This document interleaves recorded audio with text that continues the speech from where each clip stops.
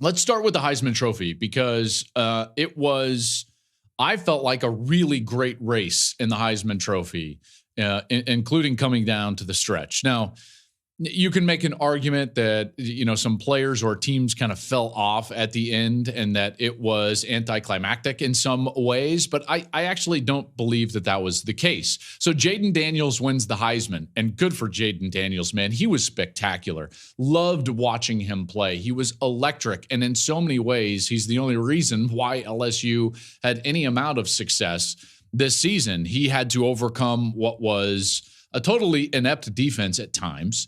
And he had to produce at what became a historic level. And he was tremendous. Loved watching him play. Really loved watching him play.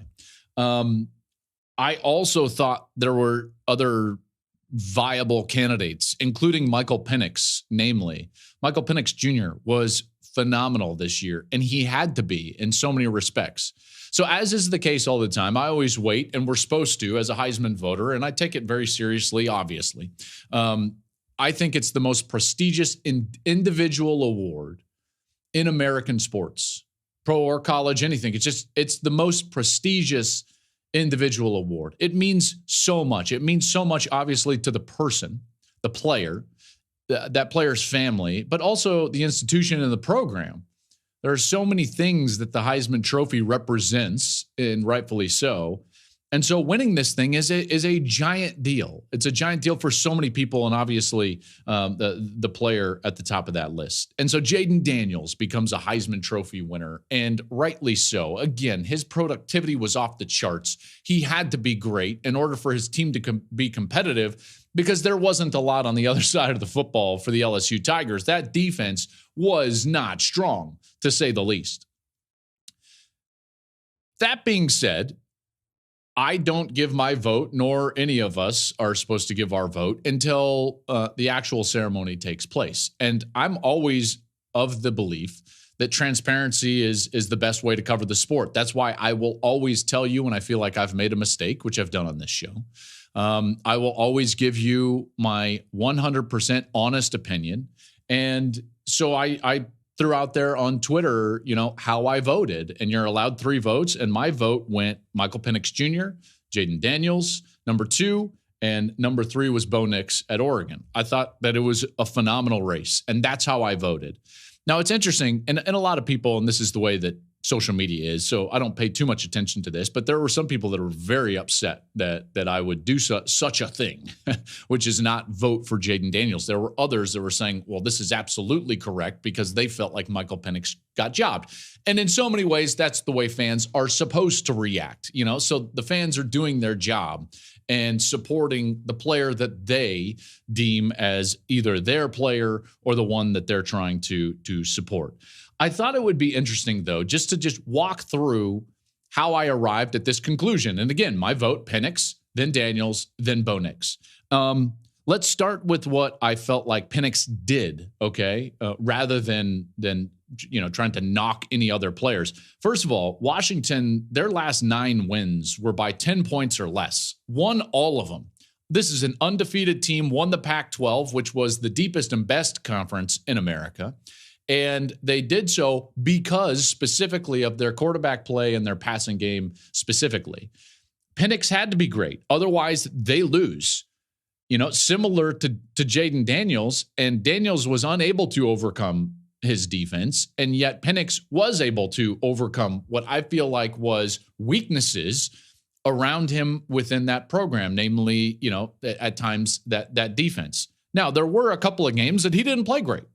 Absolutely. I'm not saying that this was a slam dunk, but it is accurate to state that this guy was the most important player on the field by a wide margin for this team who relied on their passing game. And in the last 9 wins, they had to win those by 10 points or less. So he had to be great in every one of those moments, and he was against really good competition as well. Oregon twice, Oregon State on the road. He was 4-0. Michael Penix Jr. was against the CFP top 25. Meanwhile, a guy like Jayden Daniels, he was only 1-3. Okay, so this is as I'm walking through and I'm looking at all the data and I'm watching film on all of these different players. Where are their strengths? How are they operating within the confines of what this award is? And that's the other part of this is you have to define the way that you're going to vote. And there's a lot of people that will, similar to the College Football Playoff Committee, just say like, well, this is the 4 best teams, or this is the most outstanding player. And in so many ways, those stark definitions don't always fit. And we know this. We know this to be true. Okay? You can't just say 4 best players, or else let's face it, or excuse me, not 4 best players. You can't just say most outstanding player, because there are players that are incredible and outstanding. There's no doubt, but they just don't have the team success or the production success in order to trump some of these seasons that these guys have. In so many ways, it is a mixture, whether you like it or not, of MVP, most outstanding, all of those things. That has to be a part of your consideration, because it is a team sport. So the way that you are impacting your team is a direct evaluation of you as a player. I think that that's, common sense, to be honest. So here's Penix, who is the most important player on an undefeated team that wins the toughest conference in the country while playing 9 league games. And he's doing so in close matchups and against really good opponents. Like I was saying, he led the country in deep passing attempts, 100. He completed 44 of those. His ability to throw the ball down the field was incredible. And here he is in some of his most important games, including a game in which he is a 10-point underdog as an undefeated in the conference championship game. And he goes 27 of 39 for 319 and a touchdown in a win against Oregon. His second of the year, by the way. And this is an Oregon team that all of us thought was like, oh yeah, we definitely feel like Oregon's one of the best teams in the country. And they were, and he beat them twice. Something to be said for that. Something to be said. Okay, so I evaluate Penix that way. And then you evaluate Jayden Daniels, and the numbers are eye-popping. What he did in so many ways was historic. And that's why, I'm not going to tell you that a vote for Jayden Daniels was wrong, because it's not. I'm just telling you the way that I viewed it.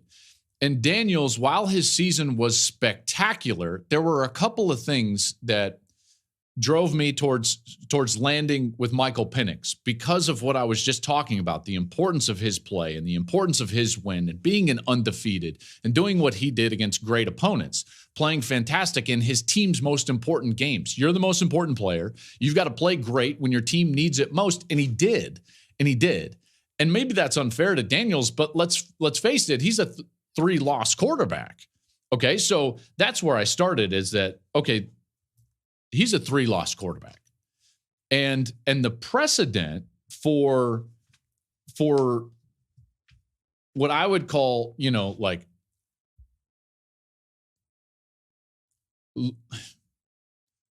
I'm almost about to say losing quarterbacks, but that's not the way to categorize this. Let's just put it this way. There's only a few players that have won this award while their team lost 3 or more games. If you go back to early 2000s, here's the list.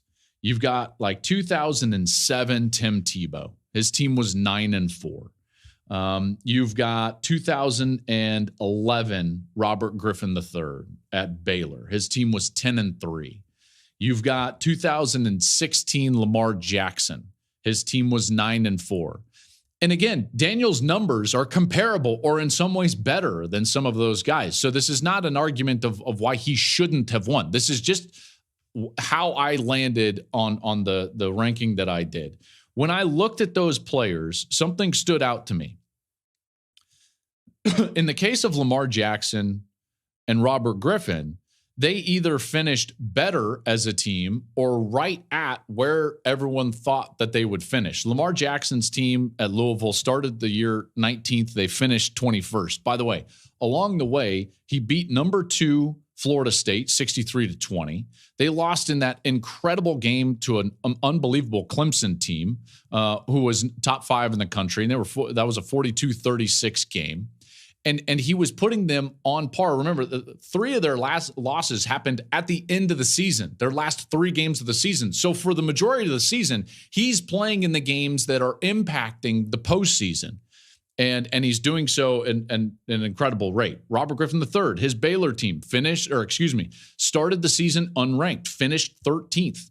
They were 2-2 against ranked opponents. They beat OU, who was 5th in the country, 45-38. They won 10 games at Baylor for the first time since 1980. So that's 31 years that he is reversing. He is reversing. Baylor was a non-factor in college football until this 400-meter hurdler who committed to Art Briles at Houston and followed him up to Waco. And all of a sudden he's the quarterback. And then he has this year. And again, 2-2 against ranked opponents. Their team, he elevated their team from unranked in the preseason to ranked 13th in the postseason.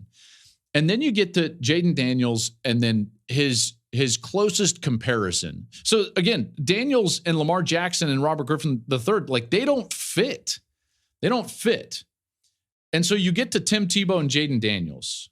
So 07 Tim Tebow, his team, that Florida team, started 6th in the country, finished 13th. That's basically right where Jayden Daniels' LSU team is. Started 5th, now they're 13th. All right, Tim's team was 2-2 against ranked opponents. Jayden Daniels' LSU team 1-3 against ranked opponents. You know, LSU lost to Florida State by 21, Bama by 14. You know, and you're starting to look at this, and I'm like, man, that's different than this 07 year.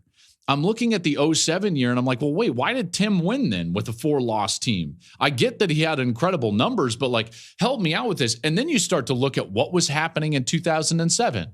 Well, the guy who finished second that year was Darren McFadden on what was an 8-win Arkansas team. Darren McFadden ran for 1,800 yards. The leading passer in the country was the quarterback from Hawaii, Colt Brennan. You know, it was the year Missouri and Kansas were great, you know, and so Chase Daniel was up there. And you start to realize like, oh, it was a wild year. It was a wild year where there was not an obvious choice. And so production could carry the day, which Tim had, even with 4 losses. But that's not necessarily the case in 2023, is it? No, it's not. In fact, the guy that he's directly competing against, Michael Penix Jr., is the nation's leading passer for the second straight year. He's also a quarterback of a team that won the toughest conference in the country, went undefeated, and finds themselves in the playoff.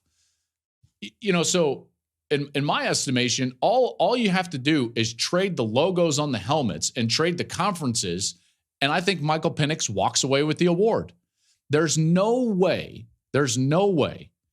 that you could lead the country in passing 2 straight years, be the most important player on an undefeated team that gets into the playoff, wins, you know, your last 9 games by under 10, play incredible, again, 2 straight years leading the country as a passer, and play for Alabama and not win the Heisman Trophy. Of course he would. Play for USC, he wins the Heisman Trophy. Plays for Oklahoma, he wins the Heisman Trophy. Plays for Texas, Ohio State, or Michigan, or Georgia, or any of those teams, he wins the Heisman Trophy. There's not a doubt in my mind. The West Coast, you know, drought, if you will, is a real thing. It is a real thing. If you take USC out of the equation, do you know what you find? West Coast winners are non-existent in Heisman Trophy history. You've got Marcus Mariota, who was incredible, and then you've got to go all the way to Jim Plunkett. Okay, again, non-USC West Coast winners. Mariota broke so many trends in so many ways. The last West Coast winner that didn't go to USC was Jim Plunkett. That's wild. That's wild. And again, you look at this, and I would say that my argument is clear. It's clear. And so I went back to it, and I was like, hold on. Am I really, you know, viewing this correctly? And then this is when I finally landed on what I felt like was, for me, the last straw, if you will. This is what actually turned my vote to Michael Penix. I'm walking through all this, and then you really dive into the numbers, and you realize that Jayden Daniels had 582 total yards, 8 touchdowns in the second to last game against Georgia State, who went 3-5 in the Sun Belt. I can't do it. I can't do it. You don't play 9 conference games, you know, so you play the 8 conference games, and This league is playing 9. You know, he's got 11 touchdowns if you include Grambling. So Grambling and Georgia State, you get 11 touchdowns, and then you want to scream about production. And this is why I was just so frustrated with so many people and pundits that would sit there even before the conference championship games were played and talk about how this was just such a foregone conclusion that Jayden Daniels was going to win the Heisman Trophy. In my mind, no. It was a great debate. Now, you can land either way, okay? I'm not saying that a vote for Jayden Daniels is incorrect. He was incredible. I love watching him play. He's electric in so many ways. He is a great player and a great representative of this award. I love the fact that he won this trophy. But it was a strong debate. I landed on Michael Penix for the reasons that I just declared during the course of that last dissertation. And I think that this notion or argument or narrative that it wasn't close and that it should have been decided even before the conference championship games was false. It makes me frustrated with the voting base. It makes me frustrated with a lot of voices that I really trust and like throughout college football. To suggest such a thing, I think, is irresponsible in some ways, because we need to see the games and we need to see the most important games play out. And I think that's fair. I think that's fair.